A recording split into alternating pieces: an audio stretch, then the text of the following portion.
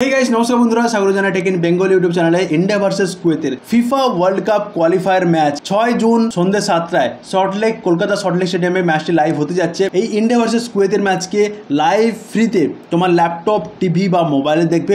কার কাছে broadcasting rights আছে এবং কোন ওটিটি প্ল্যাটফর্ম বা কোন টিভি চ্যানেলে তুমি কিন্তু বিলকুল ফ্রি অফ কস্টে দেখতে পাবে।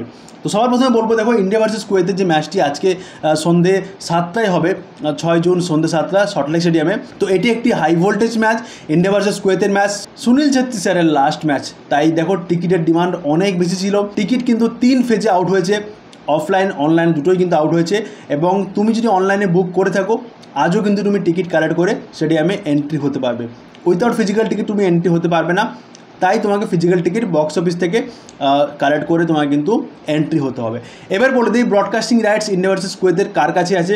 ব্রডকাস্টিং রাইটস যেটা আছে ভায়াকম 18 মানে কি স্পোর্টস 18 এবং জিও সিনেমা। জিও সিনেমা তুমি অ্যাপ্লিকেশান বা এর ওয়েবসাইটে যেয়ে সিম্পলি তুমি ক্লিক করতে পারবে স্পোর্টস সেকশানে।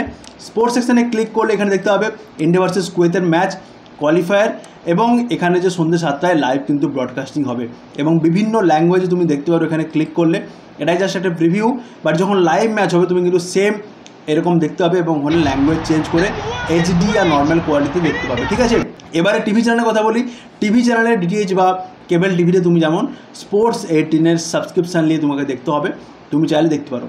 তুমি যদি স্মার্ট টিভিতে বা তোমার ল্যাপটপে জিও সিনেমাকে রান করতে চাও, কীভাবে রান করবে ডেসক্রিপশানে লিঙ্ক আছে, তুমি ওখানে ক্লিক করে দেখতে পারবে।